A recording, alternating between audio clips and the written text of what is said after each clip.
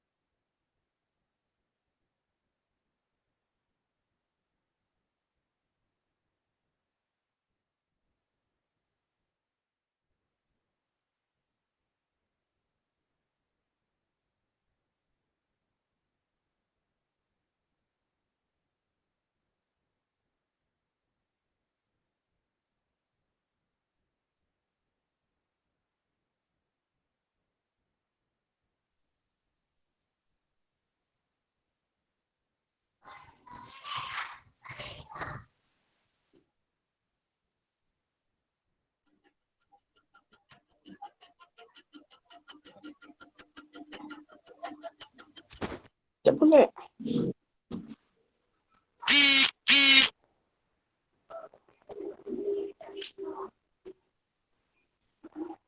Baca.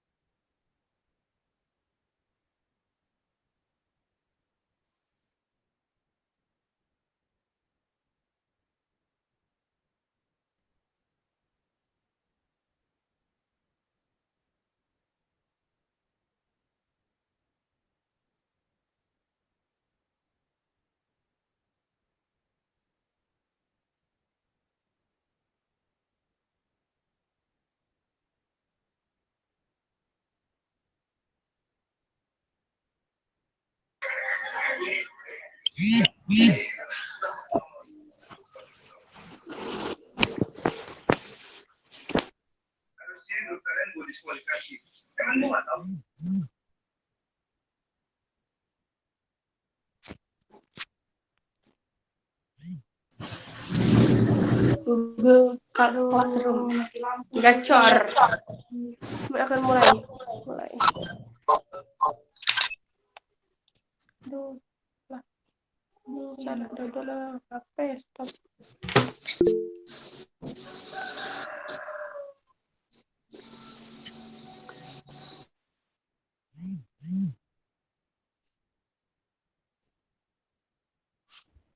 Ini lu mulai ya?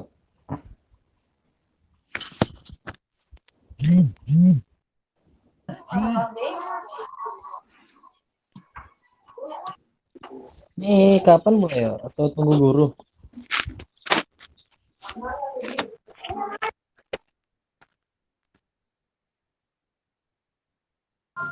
Lah mulai belum?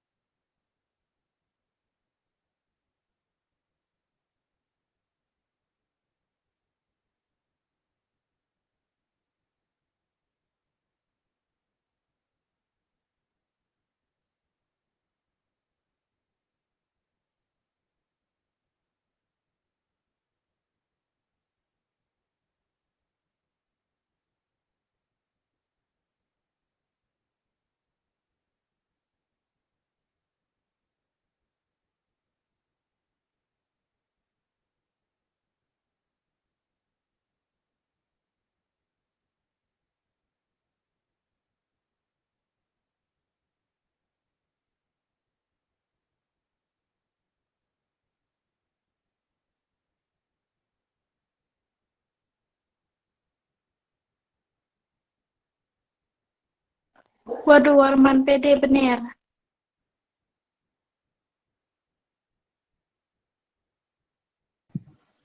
Bisingnya.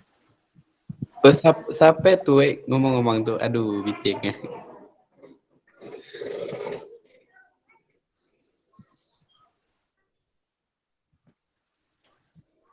Cahaya nih tapi bising. Waduh, PD bener gini kayaknya lah. Mana udah 1.000? Iya. Iya, Mita. Imut. Iya, aku geli. Sudah, Mana jangan heboh, jangan heboh. belum perkenalan belum tadi? Mul, tulang mula. Itu Mulyadi. On mic lah. Kalau perkenalan itu. Ya, saya bayi muka teman. Janda anak 3. Kak, janda anak 4. Tegelai. Tidak tahu dak tegelai tai. Alah woi. Awak. Bising, bising. Iya namanya. Oi. Woi, jangan. Iya, Diam, janda. woi. Hati kalau itu tulis panitia namanya. Gak kelak pasti ngomong. Bibi, bising. Nah,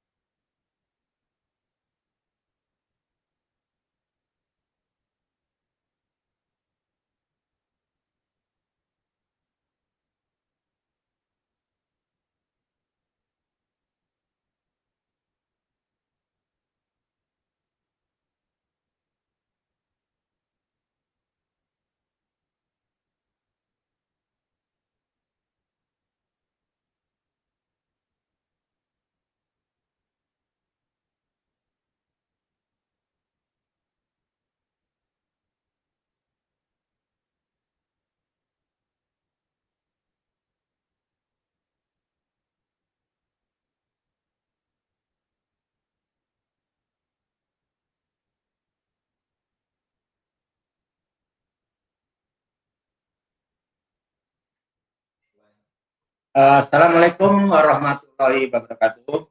Selamat pagi dan selamat semua. Kembali dengan Pak Agung dari tim PST Public Safety Center, di mana pada hari ini di sesi yang kedua ini dalam kegiatan masa pengenalan lingkungan sekolah di SMK Negeri 1 Semeria tahun pelajaran 2020-2021.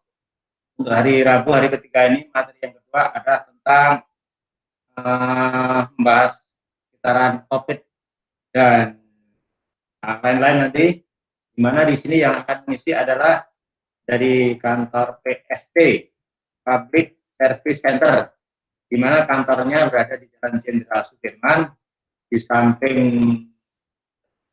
KNPI, kantor KNPI, kemudian di depan SMP Negeri 5 Semeria.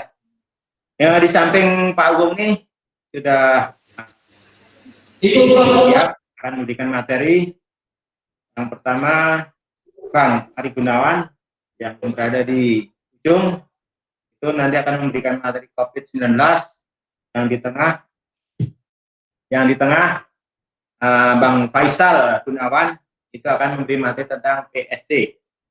Nah, kepada para siswa, pada saat Abang dari PST ini memberikan materi, tolong didengarkan baik-baik, catat, sehingga apa-apa yang disampaikan di sini kalian bisa mengerti tentang PST. Baiklah, untuk menyingkat waktu, saya serahkan sepenuhnya kepada Bang Ari dan Faisal untuk memberikan paparan tentang COVID-19 dan PST. Kepada Bang Ali dan Faisal, waktu dan tempat kami persilakan sepenuhnya.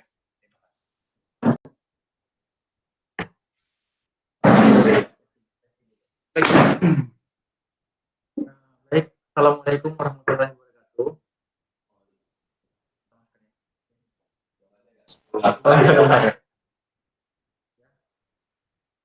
Perkenalkan, Waalaikumsalam warahmatullahi wabarakatuh. kemudian di samping saya ada Bang Faisal Gunawan, senior saya di PSG 119.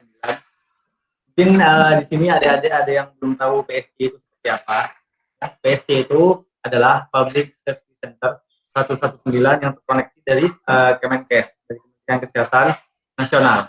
Jadi PSG itu adalah kegiatan kami ini menolong prarujukan. Maksudnya kerja kami adalah pra-rumah sakit. Jadi apabila adik-adik ataupun teman-teman yang mengalami atau merasakan melihat kejadian gawat darurat seperti kejadian gawat darurat itu seperti yang pertama adalah serangan jantung, ya, yang hitungannya bukan jam, menit, tapi detik, ya. Jadi apabila kita lambat menangani pertolongan pertama pada kasus pasien yang mengalami serangan jantung, itu bisa pasiennya bisa kolaps, bisa meninggal. Kemudian yang kedua misalnya kecelakaan, shock, ada shock kardiogenik, shock hipovolemik karena perdarahan, kemudian tenggelam juga. Banyak kasus kegawat daruratan yang pernah kita temui di kehidupan kita sehari-hari. Nah, itu bisa menghubungi kami di PSG 119. Ya. Untuk materi dari PSG, apa itu PSG, bagaimana cara menghubungi PSG, apa yang harus disiapkan ketika PSG datang, bagaimana cara pertolongan pertama pada korban-korban yang mengalami kejadian gawat darurat, itu akan dijelaskan pada senior saya, Faisal. Silakan, Bang Faisal, mungkin ada yang kan ada PowerPoint, ada PowerPoint.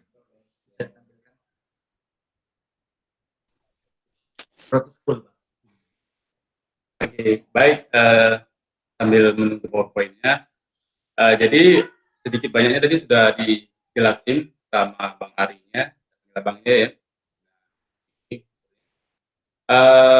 PSG 119 itu adalah nomornya kalau misalnya di negara Amerika terus itu dikenal dengan 911-nya.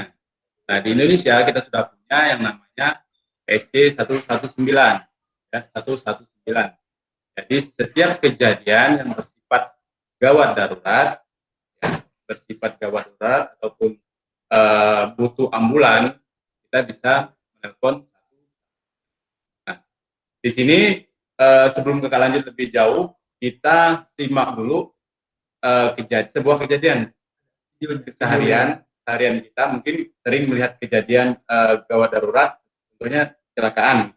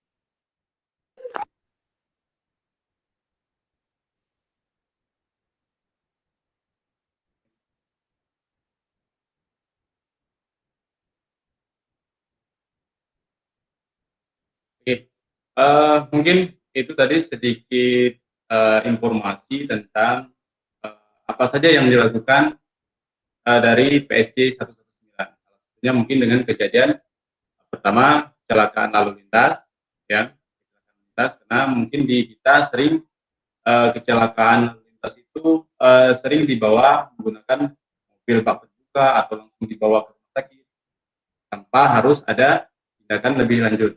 Seperti kita lihat foto tadi, gitu kan, ada yang langsung diangkat, harusnya tidak seperti itu. Yang pertama dilakukan adalah menghubungi ambulan gawat darurat. Kalau di kita alhamdulillah sudah punya ambulan gawat daruratnya, yaitu PSJ 119. Nah, pertanyaannya Kak, kalau misalnya tanpa kecelakaan, butuh ambulan segala macam, itu bisa menggunakan layanan kita. Tinggal dicatat saja nomornya. Itu kalau misalnya kenapa PSJ 119 ditulis, yaitu 119 itu adalah nomor kontaknya, ya, 119. Tinggal telepon aja itu nomor 119, kemudian kode areanya. Untuk Bangka kita menggunakan kodenya 1, ya. Nah, untuk sekarang karena masih dalam keadaan COVID, kita PSJ-nya nomornya itu 119, kemudian tekan 1 kalau untuk kecelakaan gawat darurat, sifatnya gawat darurat, kemudian kalau untuk COVID-nya tekan 9, ya. Jadi untuk gawat daruratnya PSJ-nya tekan 119, kemudian tekan 1. Nah, untuk ada pasien misalnya gejala COVID segala macam, tekan 119, kemudian tekan 9. Kami ada ya. Nah, untuk teleponnya bisa juga kalau misalnya, karena pengalaman juga banyak 119 langsung nyambung ke Jakarta. Betul, ya memang betul nyambungnya ke Jakarta kalau misalnya nggak tiket satunya. Tapi nggak apa-apa, biasanya call center kita di Jakarta biasanya langsung menangani, dalam artian memperkenalkan diri, ya tetap SOP-nya seperti itu, kenalkan diri, nama siapa, dari mana, gitu, biasanya itu pertanyaannya. Kemudian kalau setelah itu kita sebut aja, tolong alihkan ke PSJ 119 Kabupaten Bangka. Kalau misalnya teralih ke NTC pusatnya di Jakarta, gitu. Paham ya? Jadi kalau misalnya nomor 119 tidak langsung ke Bangka, tapi masuknya ke Jakarta atau ke pusatnya, bilang tolong disambungin ke Jakarta, Kabupaten Bangka. Mereka akan langsung mengcovernya, ya. Tapi kalau misalnya nggak seperti itu, kalian akan lama ditanyain gini. Dan di kita juga punya SOP-nya, nanti itu akan ditanya sedetail-detailnya tentang keadaan pasien, ya. Keadaan pasien, misalnya riwayatnya segala macam, kemudian nama lengkap, alamat segala macam gitu. Karena kakak yang ada di PSJ itu akan mempersiapkan, salah satunya nanti misalnya butuh alat EKG, ya segala macam, dan kemudian ketepatan daripada ambulan itu sendiri, berapa menit harus sampai ke rumah. Itu tujuannya, makanya harus ditanya sedetail mungkin.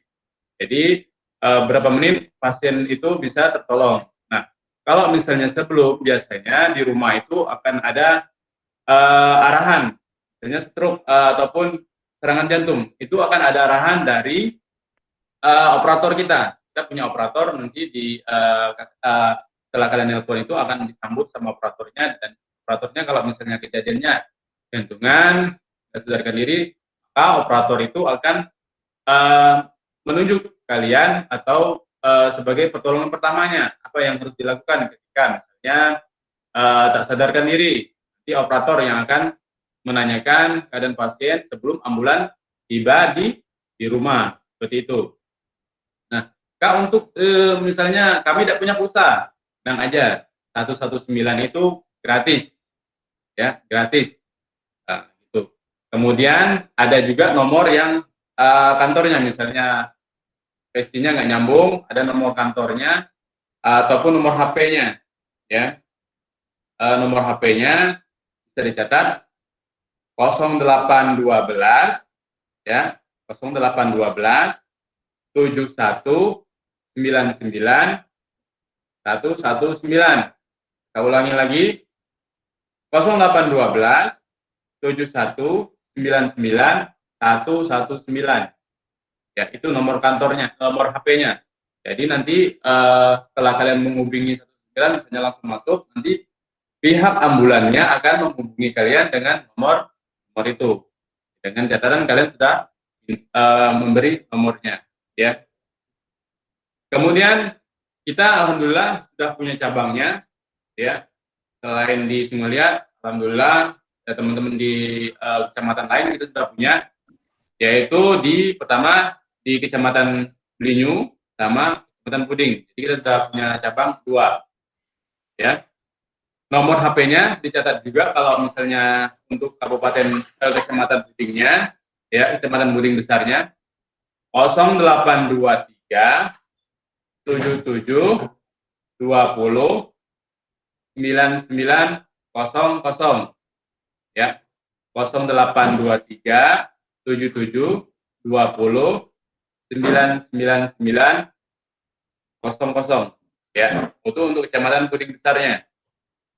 Kemudian untuk Belinyunya ini nomor telepon, ya, 0811 7177, ya, 7177 152, ya, 0811 7177 152, ya, itu ya, paham ya untuk cara menghubunginya, itu aja. Nah, kemudian di saat kecelakaan biasanya manusia itu punya pertama pengen melihat kecelakaan itu sendiri. Ada biasanya bawa HP, kemudian video atau memfotonya, itu hal yang biasa, gitu kan. Pertama dilakukan kalau lihat kecelakaan itu biasanya pastinya satu, orang itu akan berkerumun, ya, berkerumun. Yang kedua menangis, yang ketiga berenung, yang keempatnya adalah shock. Selanjutnya itu pastinya adalah marah. Itu kalau saat jadinya kecelakaan, ya.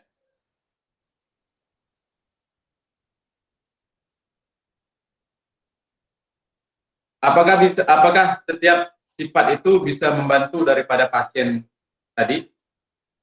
Ya, kalau misalnya kita datang yang seperti kejadian hanya bisa melihat tanpa membantu, tentunya tidak, ya. Kemudian apa yang harus kita lakukan? Ya, apa yang harus kita lakukan ketika melihat kejadian seperti itu? Ya. Nah, solusinya adalah yang pertama, pelayanan kesehatan harus cepat tiba di lokasi. Salah satunya tadi itu pelayanan kegawat darurat pada fase rumah sakit sangat menentukan pasien itu tiba di EGD rumah sakit. Kemudian dibutuhkan pelayanan PSC 19 bangkai yang cepat tiba di lokasi. Itu solusinya. Ya.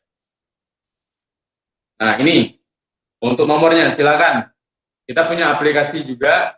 Aplikasi bisa di-download di Google Play-nya, yaitu PSC 119 Sedulang Bangka, ya. Itu aja untuk aplikasinya. Jadi bisa nanti di situ di aplikasi, saya akan jelaskan sedikit. Di aplikasi itu kalau kalian download itu nanti akan banyak pilihannya.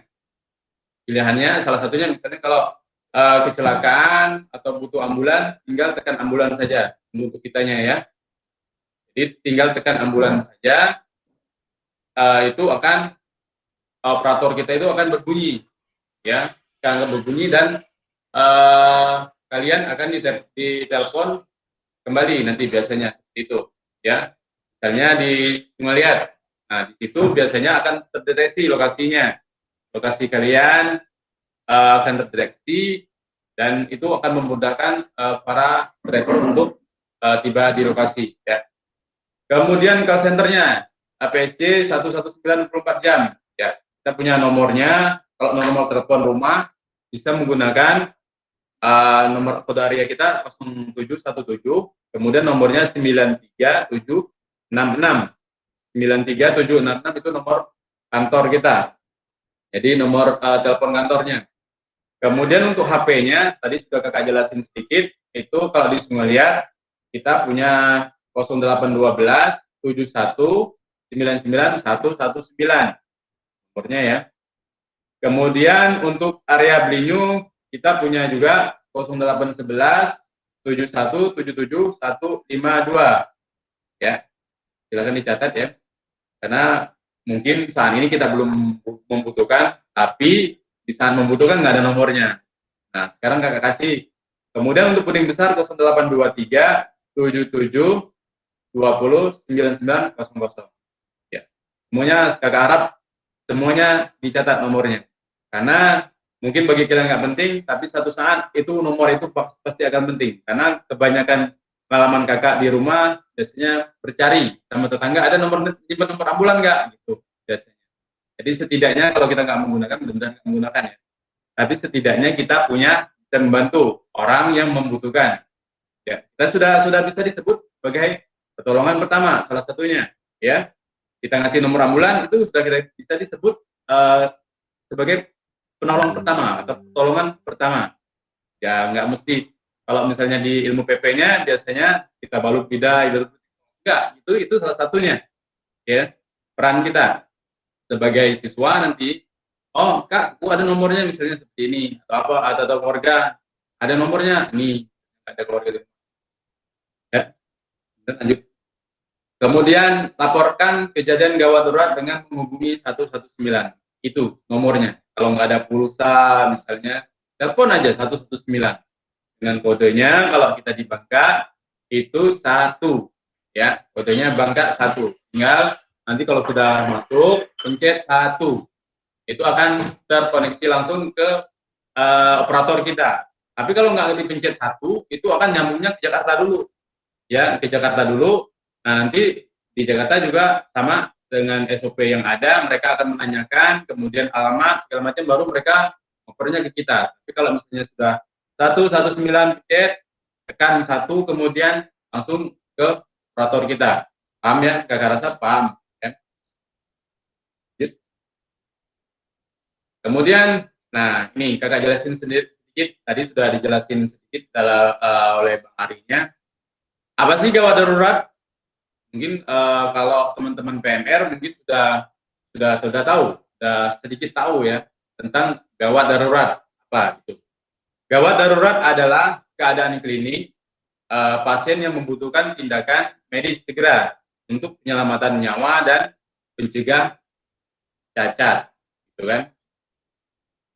Kemudian korban atau pasien gawat darurat adalah orang yang berada dalam ancaman kematian, kecacatan, memerlukan tindakan medis segera. Kayak kecelakaan tadi, misalnya video tadi, kayaknya memang serem gitu kan kalau lihat di depan mata kita. Itu adalah merupakan salah satu sifatnya gawat darurat. Gawat darurat yang sifatnya adalah kecelakaan. Nah, gawat darurat juga tadi ada lagi joget, tiba-tiba langsung jatuh. Nah, serangan jantung biasanya itu juga dinamakan gawat darurat. Kemudian ibu yang akan melahirkan, itu salah satunya, pastinya gawat darurat. Nah, contoh kejadian gawat darurat salah satunya adalah kecelakaan, serangan jantung, kemudian stroke, ya, stroke tadi.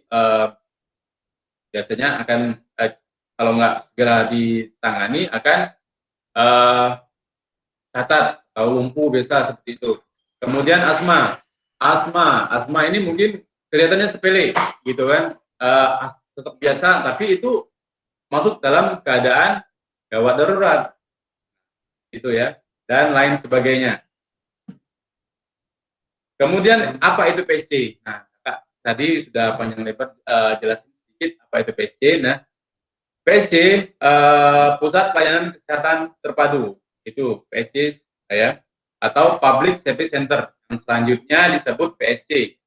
Nah, di Indonesia alhamdulillah kita sudah punya, yaitu PSC 119, Pusat Pelayanan Manajemen Kebutuhan Masyarakat dalam hal menghubungi dengan kegawat daruratan yang berada di kabupaten kota yang merupakan tombak pelayanan untuk mendapatkan respon cepat.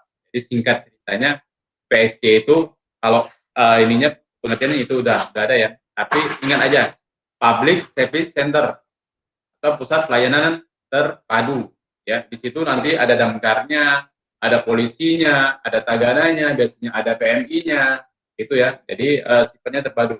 Kecelakaan biasanya kita akan bekerjasama dengan pihak polisian ya. Kemudian tenggelam, SAR biasanya ada ya. Kemudian kebakaran kita ada di aplikasi kita tadi, itu sudah lengkap semuanya, tinggal di download aja ya. Di situ kalau misalnya ada kebakaran, tinggal tekan saja kebakaran, nanti kita akan arahkan ke damkarnya itu ya. Jadi itu maksudnya.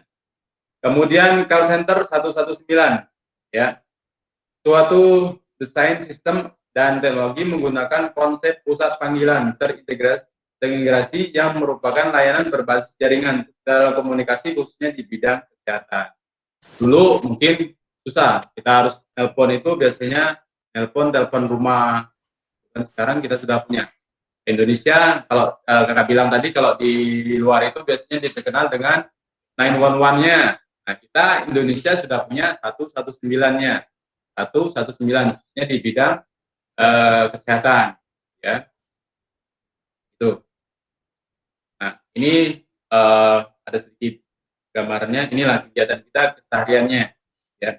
Pertolongan pertama pra rumah sakit.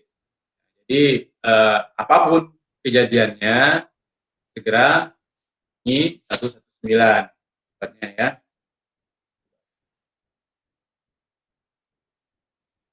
Aku bangga tahu 119.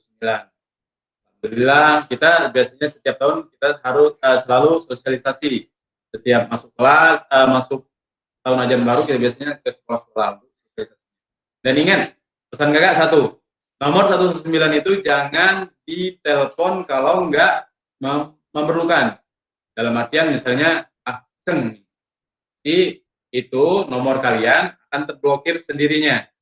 3 kali kalian nelpon itu kalau nggak penting itu nomornya akan terblokir sendiri. Ya, jangan main-main. Dan itu ada konsekuensinya, bisa dipidanakan. Karena kalian melakukan ibarat satu atau bangka itu luntang. Ya. Nah, jangan dikerjakan hal seperti itu. Lakukan hal-hal yang bermanfaat, gunakan semaksimal mungkin. Jadi jangan untuk main-main, ya. 119 karena memang itu gratis. Telkom khususnya untuk Telkom itu biasanya gratis. Ya. Paham ya? Oke. Mungkin itu saja. Sebelum kakak akhiri, ingat 119 ya, ingat 119 kemudian tekan 1 untuk area bangkanya. Ingat ya, itu aja. Mungkin itu saja penyampaian dari kakak. Selanjutnya kita akan membahas sedikit masalah COVID-19. Silakan, Bang Ari. Ya, terima kasih kesempatannya pada masalah PSG 119 ya. Mudah-mudahan adik-adik semua mengerti, paham bagaimana cara menggunakan layanan PSG 119, bagaimana cara menghubunginya. Ya. Mudah-mudahan bisa terbantu khususnya di masyarakat Kabupaten Bangka. Ya.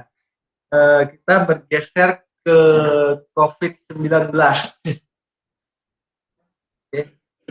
COVID-19 mungkin adik-adik sudah pernah dengar ya, coronavirus 19 ini awalnya terjadi kota Wuhan ya, di China, dan ini sangat membingungkan sekali, bahkan dari WHO pun mereka ini berubah-ubah, maksudnya dari menggunakan masker, dari mungkin vaksinnya belum ditemukan sampai sekarang atau apa. Virus corona ini sangat maksudnya membuat kita nggak tenang, maksudnya, atau gimana ya? Kita jangan panik, tapi kita juga harus mengikuti protokol kesehatan. COVID-19 ini sudah banyak menyebabkan, yang pertama adalah pasti itu krisis kesehatan. Sudah pasti banyak menimbulkan kematian, jumlah korban pun tiap hari bertambah, kemudian jumlah yang positif juga tiap hari bertambah, ya. Dan kemudian juga yang kedua itu menyebabkan krisis kemanusiaan, ya. Dan yang ketiga mungkin itu yang lebih parah adalah krisis ekonomi yang terjadi bukan hanya di Indonesia, bahkan di negara-negara besar seperti Amerika Serikat, seperti China juga, adidaya negara-negara adidaya itu juga dampaknya sangat luar biasa terkena oleh kasus COVID-19 ini. COVID-19 ini mungkin gejalanya mungkin hampir sama ya, hampir sama dengan flu biasa, tapi ini beda sekali karena itu ada sesaknya, karena ini menyangkut masuk ke dalam sistem pernapasannya, ya, COVID-19. Oke, mungkin udah pernah dengar ya, COVID-19 itu adalah coronavirus atau virus corona yang merupakan keluarga besar dari virus yang menyebabkan infeksi saluran pernapasan atas, ringan, hingga sedang, seperti penyakit flu. Oke, seperti gejalanya mirip seperti penyakit flu, tapi bukan flu, ya. Mungkin batuk. Flu itu kan biasanya batuk, kemudian pilek, kemudian radang tenggorokan juga, kemudian tapi nggak sampai sesak kalau flu. Nah, yang membedakan kalau virus COVID-19 ini, dia ada sesaknya, dan masa inkubasinya itu semenjak terkena atau terinfeksi virus itu, dia ada masa inkubasi dari 7 sampai 14 hari. Ya. Kemudian banyak orang terinfeksi virus ini setidaknya 1 kali dalam hidupnya. Mungkin dalam krisis kesehatan ini banyak sekali ya, bukan hanya virus corona, mungkin dulunya sempat ada virus-virus yang lain, seperti yang lebih serius seperti Middle East Respiratory Syndrome, MERS-CoV. Nah, ini pertama kali ditemukan di Saudi Arabia tahun 2011. Ini juga hampir sama dengan coronavirus. Kemudian yang kedua adalah Severe Acute Respiratory Syndrome. Dan ini yang pertama kali adalah SARS. Ini yang pertama kali dia mirip COVID-19 yang ditemukan juga di daerah Guangdong, Cina tahun 2002 sampai 2003 kalau nggak salah. Ya. Kemudian yang terakhir ada pneumonia. Pneumonia adalah infeksi paru-paru. Ya. Ini hampir mirip semuanya dalam lingkaran siklus pernapasan. Middle East, Severe sama pneumonia. Sebenarnya penyakit ini atau virus corona ini mungkin juga pernah dibaca ya di media massa. Ini adalah zoonosis. Zoonosis ini maksudnya penyakit ini tidak mungkin ada di manusia, tapi ada. Maksudnya virus ini biasanya terjadi di binatang, ya, mamalia seperti ya, kucing, musang, sama kelelawar. Itu hanya bertransformasi dari binatang ke binatang, tapi ini pindah ke manusia. Jadi mungkin karena dari WHO-nya juga atau World Healthy Organization juga mereka sering berubah-ubah. Ini kadang hari ini harus pakai masker. Kemudian ya bulan-bulan yang lalu pernah juga saya baca yang sakit, yang hanya sakit yang boleh pakai masker. Kemudian dirubah lagi, yang sehat yang keluar rumah harus pakai masker. Kemudian maskernya juga ada masker kain 3 lapis, ada masker bedah, ada level-levelnya juga di situ. Dari kami di bidang kesehatan itu APD-nya ada level 1, level 2 hingga level 3, hingga masuk ke ruang isolasi pun harus full face semuanya. Ya, itu klasifikasi untuk pasiennya juga ada. Yang pertama adalah OTG, ya, orang tanpa gejala, kemudian ODP, orang dalam pengawasan, kemudian PDP, pasien dalam pengawasan, hingga terakhir pasien itu didiagnosa COVID-19. Jadi ada tahap-tahapnya. Gak bisa seseorang misalnya mengidap penyakit flu, bahkan pasien itu ada sesak, itu terinfeksi COVID-19. Itu banyak terjadi yang kami temukan, dan alhamdulillah untuk transportasi, mobilisasi pasien yang terkena COVID-19 itu adalah PSG 19. Jadi kami sangat paham bagaimana perasaan mereka-mereka atau pasien-pasien yang terinfeksi COVID-19. Mereka sangat tidak menyangka dan sangat, maksudnya mereka itu merasa sangat dikucilkan ketika mereka terinfeksi COVID-19. Jadi sangat pengaruhnya sangat luar biasa bagi kesehatan, kemanusiaan. Jadi kita harus bersinergi untuk alhamdulillah di Kabupaten Bangka sekarang sudah menuju zona hijau untuk mengikuti protokol kesehatannya. Ya. Oke. SARS. Kita kita bahas satu-satu. SARS ya, yang pertama SARS dulu, karena ini adalah awal ditemukan anak-anaknya, maksudnya ini ibunya dari MERS, dari COVID-19. Itu yang pertama dalam menyerang sirkulasi pernafasan itu adalah SARS ya, yang muncul pada November 2002. Di Tiongkok juga, Chinese juga. Kemudian menyebar ke beberapa negara lain, mulai dari China, ini adalah Asia Timur ya, mulai dari Hong Kong, kemudian menyebar ke Asia Tenggara, ke Vietnam, ke Singapura, kemudian Indonesia juga, Malaysia, kemudian ke negara Eropa, Inggris, Italia, Swedia, Swiss, Rusia, hingga Amerika Serikat juga pernah ada warganya terinfeksi SARS. Epidemi SARS yang berakhir hingga pertengahan 2003 itu menjangkiti 8.098 ya, orang berbagai negara. Setidaknya 774 orang mesti kehilangan nyawa akibat penyakit infeksi saluran pernafasan berat tersebut. Jadi jumlah pasiennya atau jumlah korbannya nggak sedikit, banyak ya.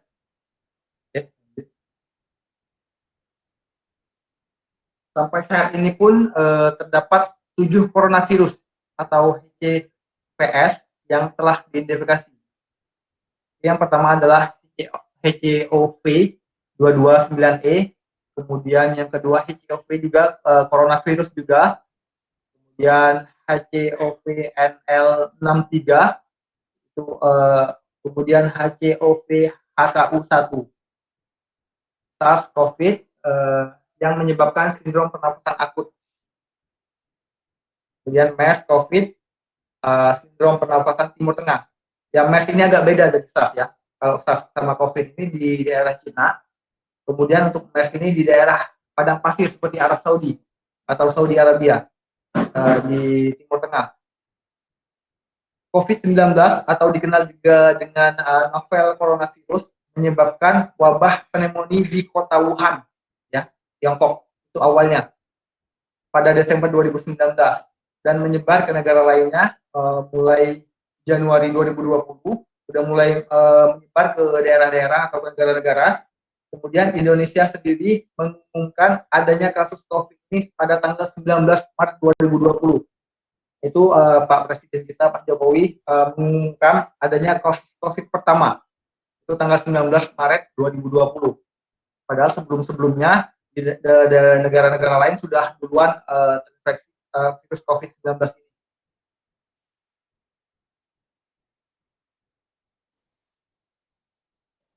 Oke, faktor resiko infeksi coronavirus. Siapapun ya dapat terinfeksi virus corona. Jadi bukan hanya yang sehat, siapapun yang sehat juga bisa kena infeksi coronavirus. Bahkan kalau kekebalan tubuhnya enggak kuat ya, atau kondisi badannya tidak fit. Walaupun dia badannya kekar tapi kondisinya tidak fit, itu bisa terkena virus corona, akan sangat rentan sekali. Akan tetapi bayi dan anak-anak kecil serta orang dengan kekebalan tubuh yang lemah itu lebih rentan terhadap serangan virus ini. Selain itu kondisi musim juga mungkin berpengaruh. Contohnya di Amerika ya, itu ada musim semi sama musim dingin. Mungkin dari bakteriologinya, bakteri lebih atau parasit lebih bertahan lebih lemah di daerah-daerah yang lembab. Kemudian infeksi virus corona lebih umum terjadi pada musim gugur dan musim dingin, ya. Karena musim-musim itu musim-musim lembab dan parasit atau bakteri lebih bertahan, defense-nya lebih lama di daerah-daerah lembab. Dan yang membuat virus corona ini semakin mengerikan itu biasanya katanya menyerang yang usia-usianya di atas 10 tahun atau padahal enggak. Itu kalau antibodinya lemah atau kekebalan tubuhnya lemah, itu bisa menjangkiti siapapun. Dan bahkan sekarang sudah tidak rahasia lagi atau tidak umum lagi, orang-orang yang badannya kekar, badannya muda itu mempunyai penyakit seperti hipertensi, diabetes, kemudian paru yang biasanya merokok ya, yang biasanya punya kebiasaan untuk menghisap rokok, atau yang sekarang ini yang baru-baru ini ada vape atau segala macam gitu, ya, itu bahkan beresiko lebih tinggi dibanding orang-orang yang tidak merokok, ya. Karena dengan penyakit komorbid atau penyakit penyerta ini, virusnya lebih mudah untuk terinfeksi. Misalnya seorang nenek-nenek atau kakek-kakek umur 70 atau 60 tahun, dia ada penyakit komorbidnya seperti diabetes atau hipertensi, kemudian terinfeksi virus corona ini bisa menyebabkan gagal napas dengan seketika, dan itu harus cepat dirujuk ke ruang isolasi dengan ada ventilator. Ya, hubungan dari WHO juga atau dari negara-negara yang lain belum ada vaksin atau belum ada obatnya. Jadi virus ini sangat cepat bermutasi, maksudnya sangat cepat menyerang tubuh-tubuh klien atau pasien yang sedang mengalami rentan atau mengalami penyakit komorbid seperti itu. Di samping itu, seseorang yang tinggal atau berkunjung ke daerah atau negara yang rawan virus corona juga beresiko terserang penyakit. Misalnya di bandara atau di pelabuhan, itu sangat crowded sekali, sangat ramai sekali di situ, ya, dengan mobilitas yang sangat padat, itu sangat mudah sekali, sangat rentan sekali virus corona ini menyebar. Ya, bukan hanya dari temnya, kan sekarang ada tem tembak itu ya, bisa dipakai semua orang untuk mengecek suhu tubuh, ya. Tapi dengan adanya crowded, dengan adanya keramaian di suatu wilayah, ya, dengan ada mobilitas yang sangat tinggi, itu sangat mudah sekali virus itu menyebar, karena sangat rentan sekali dari sistem pernapasan, dari sentuhan segala macam, itu sangat menular sekali. Misalnya berkunjung ke Tiongkok, ya, yang Wuhan, yang pernah menjadi wabah COVID-19 bermulai pada Desember 2019. Tapi waktu itu pada kasus corona yang menyerang di Wuhan, mereka melakukan lockdown.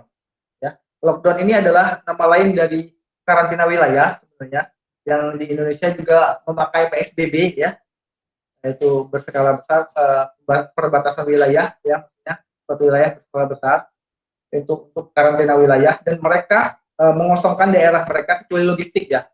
Maksudnya mobilitas manusia itu sangat terbatas sekali di situ, kecuali memang harus darurat, dan itu pun keluarnya harus pakai masker dan melindungi APD atau segala macam. Itu mereka berhasil dalam waktu kurang lebih sebelum 3 bulan mereka sudah pasien-pasiennya sangat menurun drastis, dan juga mereka membangun rumah sakit darurat itu waktu di China. Nah, bisa dilihat di gambarnya di petanya di kota Wuhan itu, dan di China hanya fokus di situ saja, tidak menyebar ke Beijing, tidak menyebar, mobilitasnya tidak menyebar ke daerah-daerah yang lain, ya. Sebelahnya sangat kosong sekali di kota Wuhan. Ini Desember 2019 diambil fotonya. Oke. Coronavirus disease 2019 ini adalah penyakit yang disebabkan oleh coronavirus disease baru. Jadi virus ini sangat baru. Yang pertama, gejala klinisnya adalah demam. Oke, demam suhunya di atas 39 atau sampai 40 derajat Celcius. Oke, demam tinggi, ya. Kemudian batuk pilek, ya, batuk pilek, dia mau berdahak, mau enggak, dia ada batuk sama pilek, sama ada dahaknya juga. Kemudian kondisi badan tidak fit atau letih, lesu. Kemudian ada radang tenggorokan, dan yang terakhir ada yang paling nampak itu terinfeksi virus corona itu adalah gangguan sesak nafas. Apalagi ada pasien-pasien yang dengan asma kronis, ya, itu sangat berat sekali, sangat mudah sekali terinfeksi virus corona ini. Kemudian cara penularannya adalah yang pertama mungkin dari droplet, ya. Droplet, tahu droplet itu kalau kita bersin itu ada miliaran droplet yang tersebar di udara, itu namanya airborne, ya. Itu juga bisa menular lewat itu. Kalau kita terhirup dan kita tidak pakai masker, kita bisa terinfeksi dengan seketika, ya. Kemudian kontak pribadi seperti menyentuh dan berjabat tangan, ya. Kita menyentuh, berjabat tangan, kemudian tangan kita mengusap ke wajah, ya, ke wajah, atau terhirup sama hidung kita, sama mulut kita, itu juga bisa menyebabkan virus ini bermutasi di badan kita. Kemudian yang ketiga adalah menyentuh benda atau permukaan dengan virus di atasnya. Oke, apabila ada pasien ketika bersin misalnya di meja ini, kemudian saya menyentuh meja ini dan saya mengusap wajah, terhirup oleh hidung, itu bisa terinfeksi juga, ya, atau mata, ya, hidung, mulut, kemudian tidak mencuci tangan.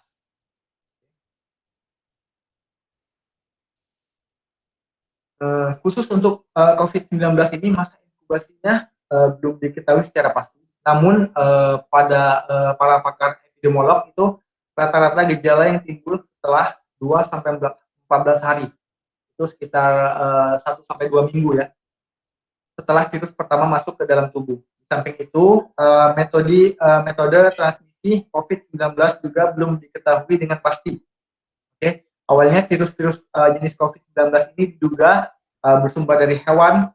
Virus corona COVID-19 merupakan virus yang beredar pada beberapa hewan, ya, seperti unta, kemudian kucing, atau bahkan yang sangat heboh kemarin adalah dari kelelawar, ya.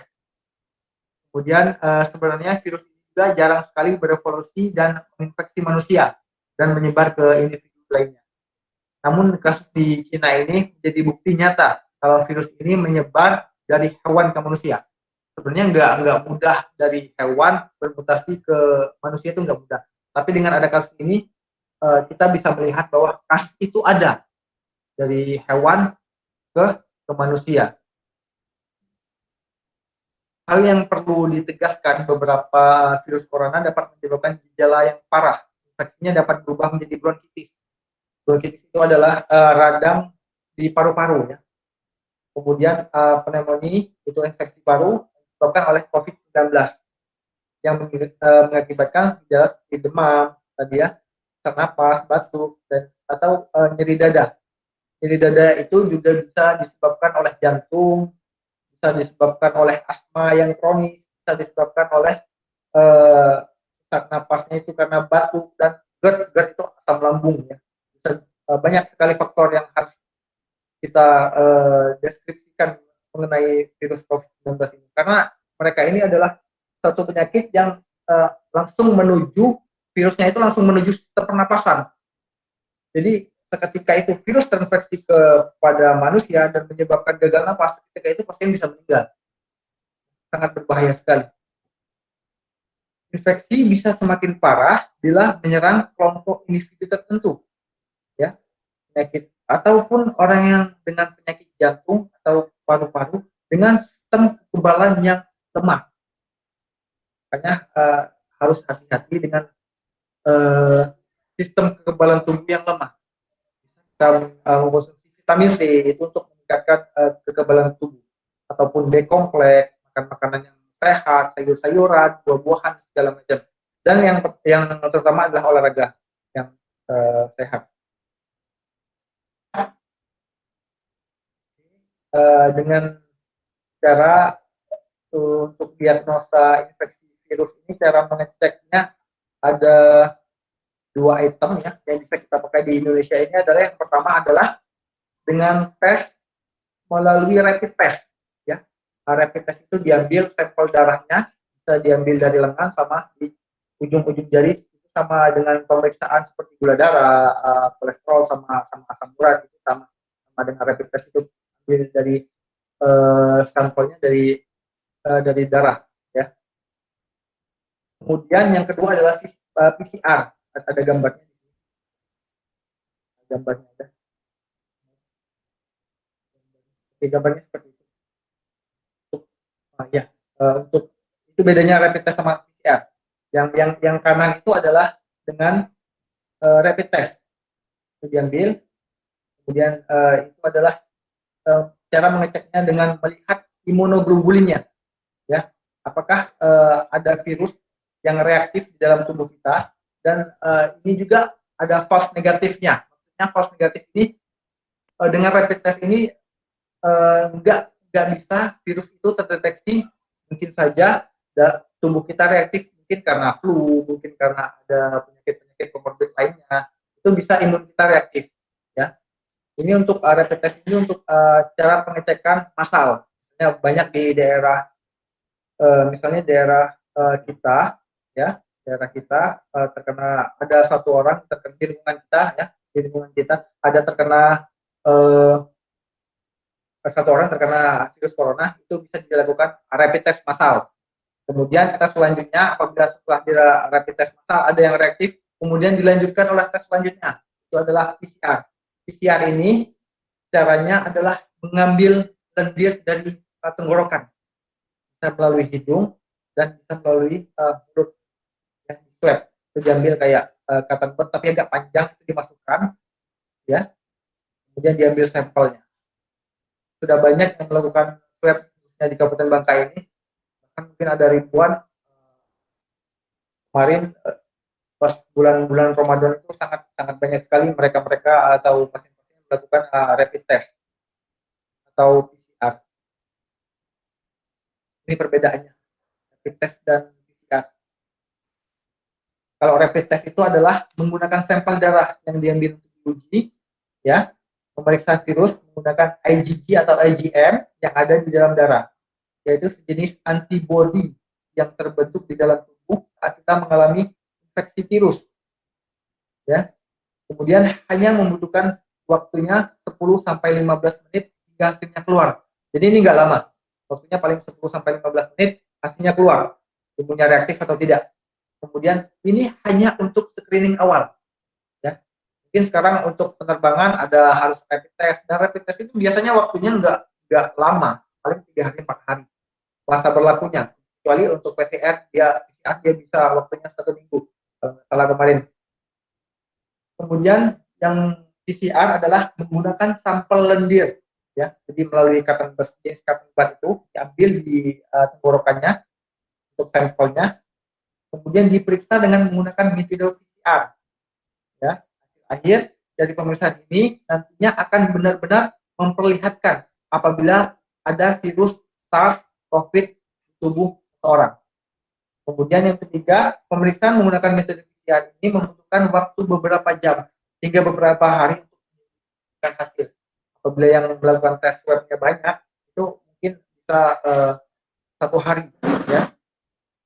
Kemudian metode yang paling akurat dalam mendeteksi virus SARS adalah PCR ini, ya, untuk dia, karena negatif false-nya sangat tidak sebanyak dari rapid test.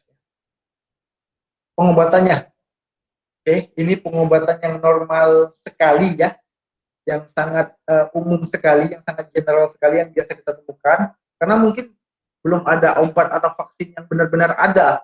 Jadi yang pertama adalah kalau demam, ya minum obat, ya, seperti paracetamol untuk mengurangi rasa sakit. Itu paracetamol itu kerjanya antipiretik, ya, yang menurunkan demam sama menurunkan atau menghilangkan nyeri. Obat-obat antipiretik seperti itu. Kemudian yang kedua adalah gunakan pelembab ruangan atau air panas untuk membantu meredakan sakit tenggorokan dan batuk. Apabila sakit batuk atau sakit tenggorokan itu biasanya mengkonsumsi vitamin C 3 kali 500 mg, ya. Dan harus saya tekankan sekali lagi, untuk biasanya untuk vitamin C ini harus banyak minum, ya. Kita mengkonsumsi vitamin C tapi juga kita harus banyak minum karena sangat pekat sekali untuk vitamin C, dan kalau digunakan dalam jangka waktu yang lama itu ginjal kita bisa rusak, ya. Kemudian perbanyak istirahat, kemudian perbanyak asupan cairan tubuh, banyak minum, banyak makan makanan yang bergizi, ataupun minum-minum suplemen, tapi jangan terlalu sering, ya. Kemudian madu juga bisa, ya, untuk meningkatkan kekebalan tubuh. Kemudian jika merasa khawatir dengan gejala yang dialami, segeralah hubungi penyedia layanan kesehatan terdekat. Ada puskesmas di sini, kemudian ada gugus tugas juga di sini, ya, bisa dihubungi apabila kita mengalami demam, batuk, sakit tenggorokan, atau bahkan sesak napas. Bila pasien menghadap atau mengidap infeksi COVID-19, dokter akan merujuk ke rumah sakit rujukan, ya. Di sini ada di klub di Pangkal Pinang untuk merujukan pasien-pasien yang mengalami infeksi COVID-19. Jadi kami kemarin banyak sekali kami antar ke Diklat Pangkal Pinang, ya, untuk pasien-pasien yang mengalami terinfeksi virus COVID-19 ini. Isolasi di sana selama 14 hari kalau nggak salah, sampai benar-benar negatif baru boleh pulang. Kemudian harus diisolasi, harus di foto torak. Foto torak itu maksudnya ronsen dada, ya, foto torak. Kemudian terapi simptomatik atau diberikan antibiotik atau sebagainya, atau obat-obatan. Kemudian terapi cairan apabila pasien yang mengalami dehidrasi bisa dikasih cairan tambahan atau diinfus atau dikasih obat-obatan. Kemudian ventilator mekanik apabila pasiennya seketika mengalami gagal napas, itu nggak bisa lagi kita pakai oksigen, itu harus pakai ventilator karena asupan oksigennya sangat banyak dibutuhkan oleh tubuh korban atau pasien. Bila ada disertai infeksi bakteri juga dapat diberikan antibiotik atau talaksana apabila infeksi. Langkah pencegahan, ya, langkah pencegahannya yang pertama adalah menggunakan masker. Tetap ikuti protokol kesehatannya adalah tetap menggunakan masker. Ketika flu, batuk, dan pilek, dan bahkan mau keluar rumah juga harus pakai masker, usahakan. Dan ketika masuk atau memegang sesuatu, masuk ke rumah lagi atau pergi, tetap harus cuci tangan. Ya. Kemudian apabila menderita batuk, pilek, dan sesak nafas, segeralah menuju fasilitas kesehatan. Kalau ada gejala-gejala seperti itu langsung, jangan ditunggu lagi. Ya, langsung segera hubungi puskesmas atau fasilitas kesehatan. Kemudian mengkonsumsi gizi seimbang, ya, perbanyak sayur dan buah. Karena sayur dan buah ini sangat banyak sekali mineral, sangat banyak sekali vitaminnya dibanding hanya nasi putih. Karena aku bilang nasi putih itu adalah glukosa sekarang, bukan karbohidrat. Ya, udah beda sekali nasi kita sama nasi-nasi yang dulu. Kemudian sering mencuci tangan menggunakan sabun. Nanti ada gambarnya cara mencuci tangan pakai sabun itu seperti apa. Jadi nggak asal cuci tangan. Cuci geser-geser udah nggak seperti itu. Ya, waktunya ada 15 sampai 20 detik. Kemudian berhati-hatilah kontak dengan hewan. Ya, karena penyakit ini awalnya adalah zoonosis, ya, sangat berhati-hati sekarang dengan hewan, ya. Segera mencuci tangan setelah bersentuhan dengan binatang jenis apapun. Tidak hanya yang saya sebutkan yang pertama tadi, kelelawar, musang atau yang lainnya, jenis apapun harus cuci tangan.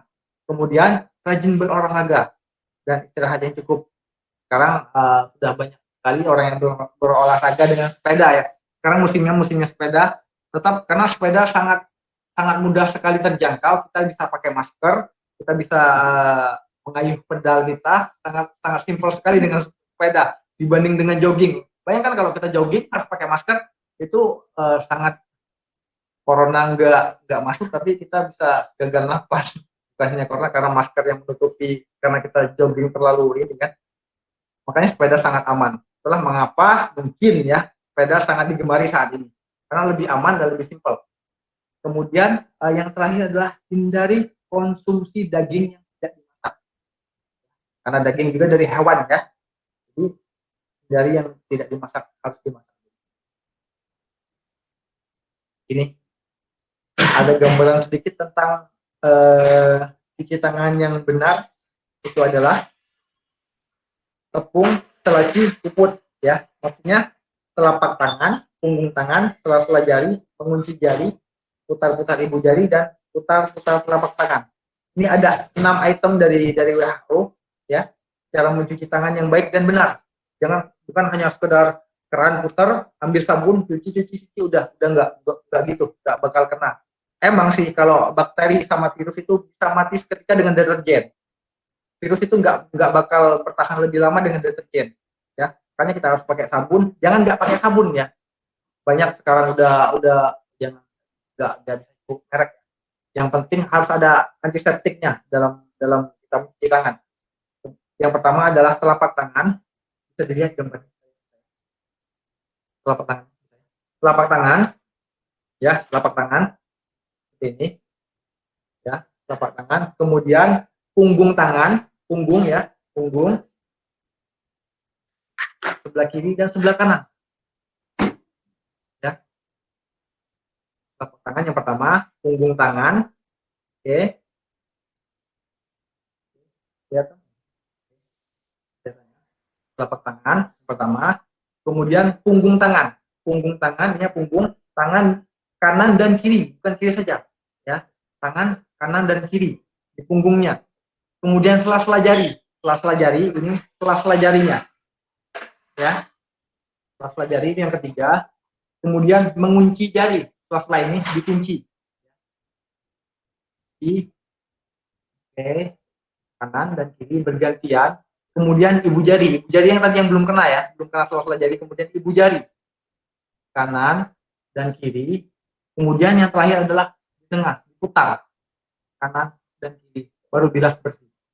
Jadi ini mungkin prosedur cuci tangan yang baik dan benar seperti ini, ya. Nanti bisa diterapkan di sekolah atau di rumah atau dimanapun. Kalau cuci tangan harus 6 ini yang maksudnya digunakan untuk mencuci tangan, dan harus pakai deterjen, maksudnya harus pakai sabun, ya, harus pakai sabun.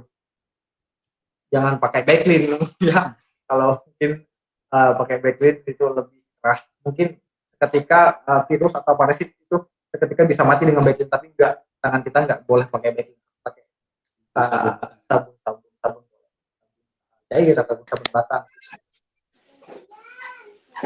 Sudah cuci tangannya. Kemudian yang terakhir adalah germas, ya. Makan dengan gizi seimbang. Oke, makan makanan yang sehat, perbanyak sayur-sayuran dan buah-buahan. Biasakan mengkonsumsi lauk pauk mengandung protein tinggi, ya. Biasakan mengkonsumsi aneka ragam makanan pokok dan batasi konsumsi yang manis, asin dan berlemak. Itu sumber penyakit, itu sangat sumber penyakit, ya. Asin, manis, berlemak, minyak, tepung, gula, garam. Bisa, boleh, tapi jangan terlalu banyak. Itu bisa menyebabkan kolesterol, fat, obesitas segala macam. Bisa juga jantung dan juga pengaruhnya ke sistem pernapasan.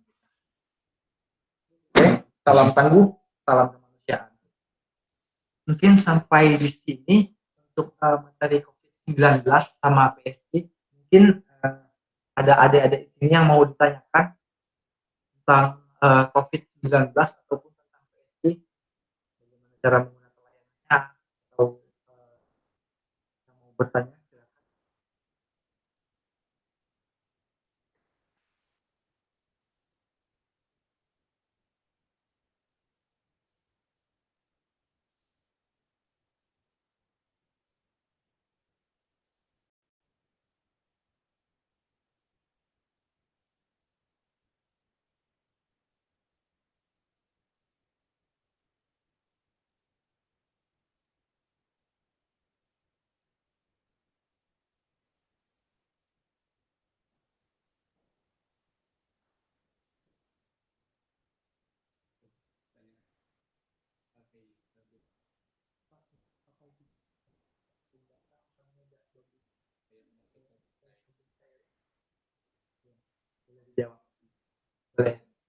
Ya, pertanyaannya dari Deva Kurnia Putra. Ya, terima kasih pertanyaannya. Ini pertanyaannya tentang sabun, ya. Apakah sabun cair berbeda dengan sabun batang cara cuci tangannya? Itu sama saja semuanya. Yang penting dia ada antiseptiknya. Ya, antiseptik maksudnya kuman apapun dia pasti udah mati kalau terkena antiseptik, kecuali alkohol. Kalau alkohol hanya dengan hand sanitizer biasa kita, itu maksudnya kumannya itu hanya pingsan sebentar, kemudian bisa hidup lagi. Dia harus pakai sabun. Dengan caranya, kalau sabun cair kan mudah kita untuk menekan, kemudian bisa dibilas. Kemudian untuk sabun batang, itu kan batangan. Kita ambil sabunnya, kita gosok ke tangan kita, lalu kita taruh sabunnya di bawah, kemudian langsung dengan telapak tangan, punggung tangan, sela-sela jari, dan kemudian sudah, baru selesai. Ya, kita cuci sabunnya. Kalau sabun cair sudah selesai sampai di situ saja. Kalau sabun batang kita gosok dengan air mengalir, kita buka kerannya, kita gosok sabunnya, kemudian kita taruh lagi sabun batangnya. Kemudian cuci tangan seperti biasa dengan 6 langkah yang tadi. Sama saja seperti ini.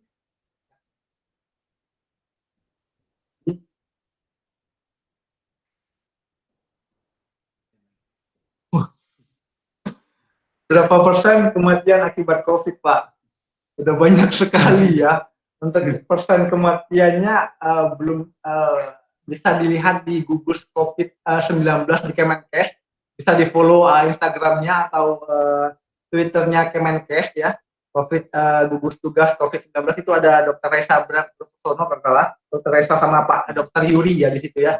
Itu tiap harinya jam 12 atau jam 1 itu datanya sudah ada tiap hari berapa kasus yang positif, berapa kasus yang meninggal, berapa kasus yang sembuh, itu ada datanya di situ setiap hari.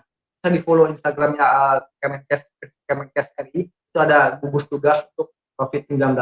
Untuk persen kematian itu memang sudah mewabah sekali, pandemi sekali COVID-19 ini sudah banyak sekali. Oke, kalau virus COVID bisa tertular lewat udara enggak Pak?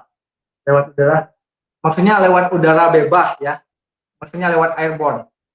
Kalau kita nggak pakai masker, kemudian pasien yang terkena virus corona itu atau pasien yang sudah terinfeksi COVID-19 itu bersin dan kita terhirup oleh bersin, karena itu ada miliaran bahkan jutaan droplet ketika pasien itu bersin dan kita tidak pakai masker, kita terhirup, itu otomatis bisa terinfeksi.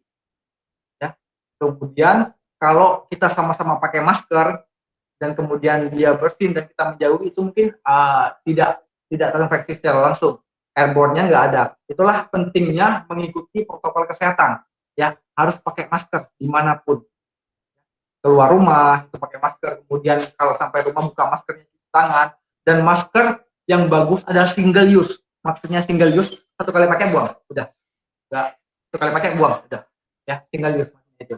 Karena kan kita di luar, apabila kita ke pasar kemana, kita nggak tahu masker kita yang di luar itu terpapar apa, atau apakah virus atau apa, itu kita nggak tahu. Ya.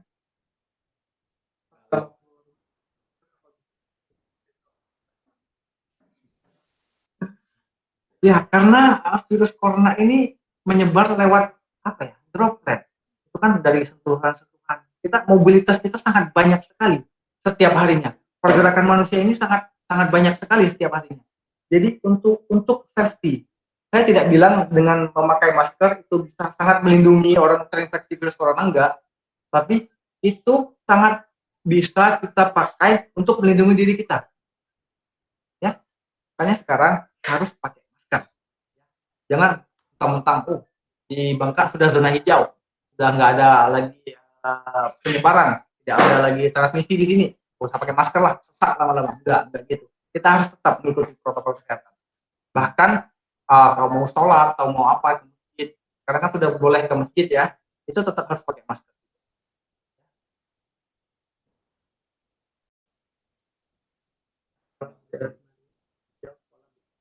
Kira-kira. Waduh, ada yang nanya. Tapi cara tubuh aman pakai masker tadi.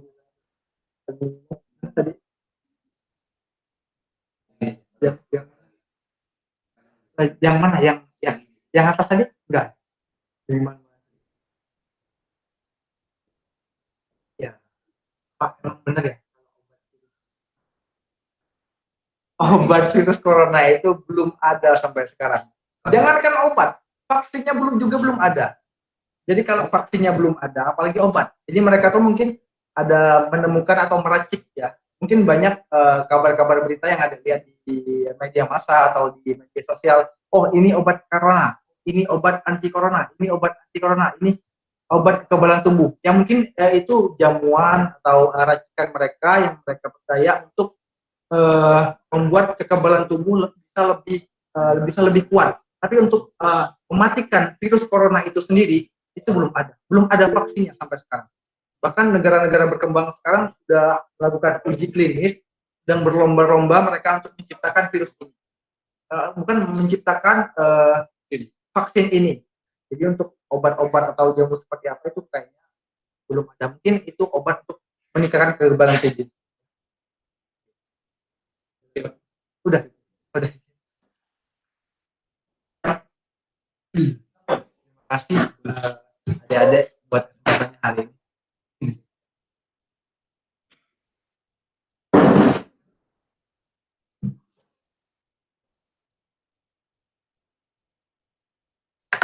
Demikian paparan yang disampaikan dari PSC tentang COVID dan PSC. mudah-mudahan kepada para siswa sedikit banyak ada perubahan mengerti tentang apa itu COVID dan apa itu PC. Baiklah, kami dari pihak sekolah mengucapkan terima kasih kepada abang berdua ini, saudara saya Mas Gunawan.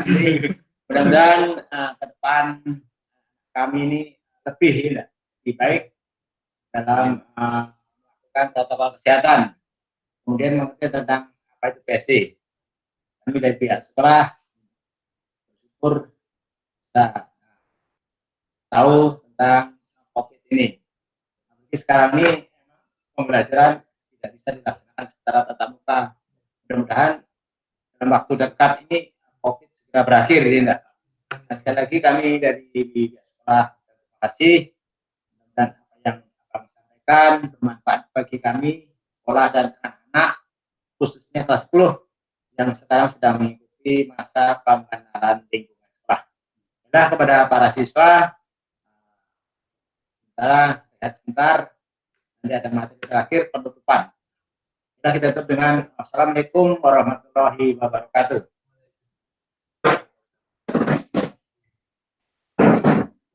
Waalaikumsalam warahmatullahi wabarakatuh. Waalaikumsalam warahmatullahi wabarakatuh. Waalaikumsalam warahmatullahi wabarakatuh. Bro, mabar bro. Masudeo. Maksudnya Laka ya. Lah selesai ya, Wi. Kalau nggak selesai kalau. Kenapa lo mau? Lah, gua. sokan saya lah dimati. Lan sudah lom. Belum bodoh. Belum. Woi, bahasa tuh jage.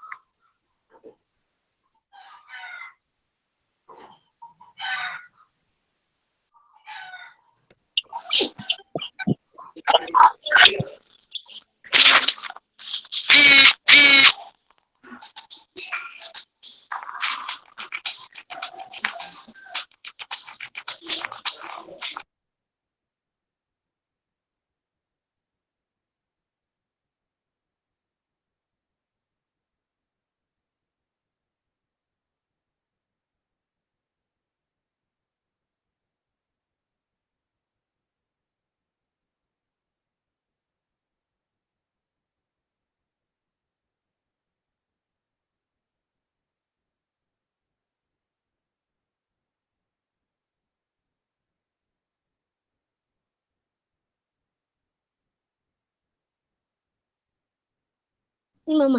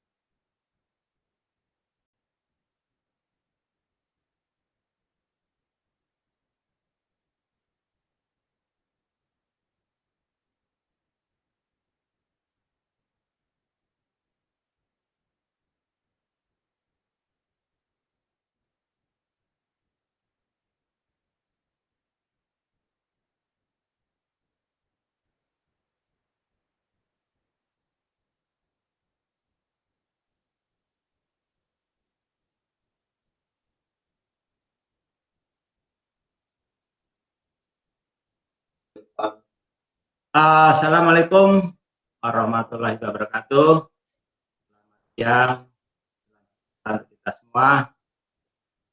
Baiklah, di sini Pak Agung akan sedikit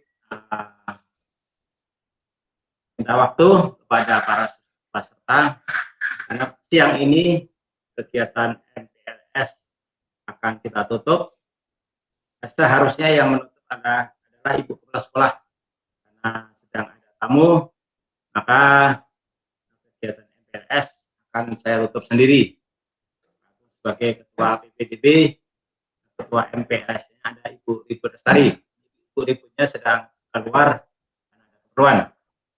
Kami dari sekolah, terutama kepada siswa kelas 10 yang sudah selama 3 hari mengikuti kegiatan masa pengenalan lingkungan sekolah, diharapkan dengan kegiatan yang sudah kita lakukan 3 hari ini sedikit tahu, sedikit banyak mengerti tentang SMK 1 Sungaiat, baik dalam hal kebijakan yang sudah diberikan oleh kemarin oleh Pak sekolah, kebijakan, kemudian tentang sarana prasarana sekolah, kemudian tentang tata tertib yang Pak Agung kami sampaikan kemarin, kemudian tentang hubungan masyarakat, kemudian tentang program-program di jurusan yang ada di SMK ini kemarin yang disampaikan dipaparkan oleh Ibu Ketua Program dan Bapak Ketua Program.